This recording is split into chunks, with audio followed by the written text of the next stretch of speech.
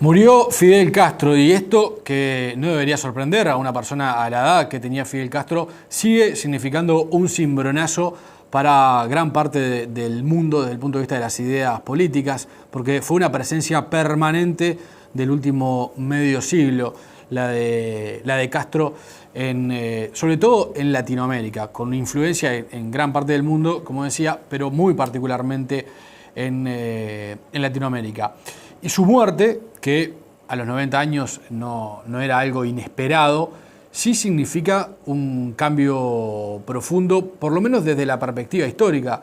Es el último gran líder de la izquierda revolucionaria que quedaba con vida, y además quedaba con vida relativamente activa, porque si bien estaba alejado del poder desde hace una década, es su hermano el que está al frente del gobierno hoy en Cuba, y él tenía algunas apariciones públicas de vez en cuando, incluso con algunas declaraciones o algunos editoriales publicados en Granma, donde marcaba su impronta y su línea de pensamiento, recibía líderes políticos de otros países, es decir, estaba en un retiro de la actividad diaria, pero todavía con una impronta muy importante sobre la izquierda de América Latina y de parte del mundo.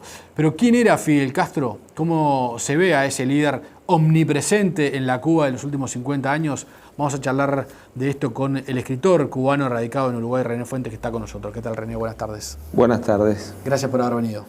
Gracias a ustedes por invitarme. Creo que es una buena oportunidad para conversar de estos temas. Tú te viniste con 26 años a Uruguay. Sí. Me vine y no me vine. Es una situación muy ardua de repetir y explicar, pero en definitiva se dio la circunstancia que a partir de la publicación de un libro mío en el Uruguay, yo había visitado Uruguay el año anterior, o sea, 1995, al salir ese libro en noviembre de 1996, bueno, me cambió la configuración de mis proyectos, ¿no? Es decir, no pude volver a Cuba. Ahora te voy a preguntar por ese episodio, por lo que escribiste en ese libro y cómo de alguna manera asignó tu vida de ahí en más. Pero, ¿quién es Fidel Castro para un cubano medio? Yo diría que, en general, para la gran mayoría del pueblo cubano, ¿sí? Fidel Castro es una persona, yo diría que es un símbolo. Empecemos por ahí, empezamos por lo último para entender lo primero, ¿sí? Hoy por hoy, incluso después de su muerte y cómo se ha ido proyectando el recorrido de su muerte y finalmente cómo va a ser y dónde se van a depositar sus cenizas, Fidel ya es un símbolo de la Revolución Cubana, ¿sí? Fue antes un símbolo vivo, ahora es un símbolo, digamos, del devenir de la Revolución Cubana. Símbolo que habría que revisar, ver cómo hacerlo más dúctil al futuro de Cuba y no encerrarlo en el pasado de Cuba, ¿sí? Pero yendo ahora hacia el comienzo, bueno, Fidel es la persona con que la mayoría de los cubanos nacimos, crecimos, nos desarrollamos. Los que más quisimos a la revolución, por una razón u otra, nos enfrentamos también muchos a la visión de Fidel, y otros directamente no querían la revolución y también se enfrentaron a Fidel, ¿sí?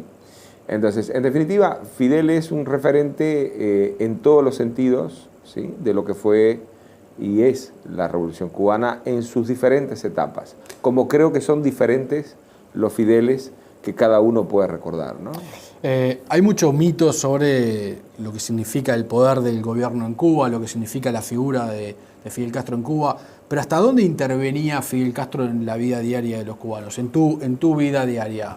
No, yo creo que absolutamente en todo, ¿sí? De hecho, hay un capítulo de un libro mío muy posterior donde me basé, no encontré mejor manera de narrarlo que recordar experiencias de mi infancia, ¿no? Es decir, a ver, por ejemplo, cuando empecé a chocar con la sensación, digamos, de la omnipresencia, el absolutismo, de cómo, de algún modo, Fidel incidía en la vida de los cubanos, ¿no? Bueno, por su trayectoria como combatiente, por su visión como dirigente y, en definitiva, por lo que no entra en la subjetividad de nadie, sino en los poderes que llegó a tener, ¿no? Es decir, presidente de los consejos de Estado de Ministros, ¿no?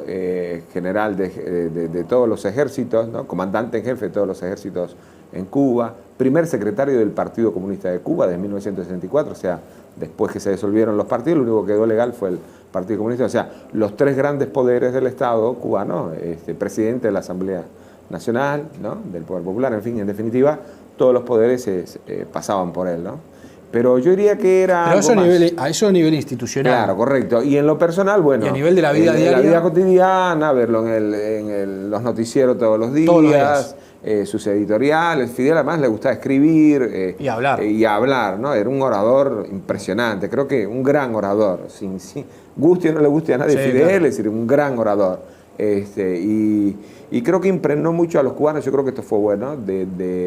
Lo que no creo que se utilizó de la mejor manera, pero impregnó mucho a los cubanos del deseo de saber, de conocer, de estudiar, de superarse, ¿no? Es decir, bueno, y yo creo que eso él lo transmitía, y eso fue algo que fue recibido por claro. El pueblo de Cuba, ¿no? ¿En la educación? Bueno, yo creo que esa es de las mejores cosas del legado, de todas las etapas de la revolución, porque a mí me gusta hablar del siguiente modo, ¿no? Es como una nomenclatura propia para definir las diferentes etapas de la revolución. Cuando yo digo revolución con mayúsculas, yo me refiero al cambio social que se produjo en Cuba el 1 de enero del 59, 1959, y que yo creo que desde mi punto de vista, yo no había nacido, pero por lo que he leído, estudiado, por la experiencia de mis padres, por la experiencia de tíos míos, incluso que pelearon con la revolución, incluso 2 murieron en el proceso de la revolución, yo creo que fue muy buena, ¿sí? Ese cambio. Y esa revolución yo le pongo allí, revolución única con mayúsculas, ¿sí? Y como proyecto civil me pareció que fue extraordinario. Ahora bien, en lo largo de todo el periplo de los años, ¿no? De décadas en el gobierno, yo creo que ahí prefiero hablar de la revolución cubana, ¿no? ¿Sí? Y ahí lo veo un poco más desajustado ese principio de revolución al primer concepto original de revolucionario, ¿no? Que de hecho hay un discurso de Fidel del 2000, ¿no? Y estaba viendo acá. Estaba releyendo en El Observador. En El Observador, y me pareció muy bien. Me sigue siendo atractiva, fascinante, lúcida esta definición de revolución que hace Fidel acá en el 2000, porque yo creo que es la visión que debería tener cualquier ciudadano digno en la sociedad en que vive. Ahora bien, eso hay que aplicarlo. ¿Qué es lo que dice ahí Fidel?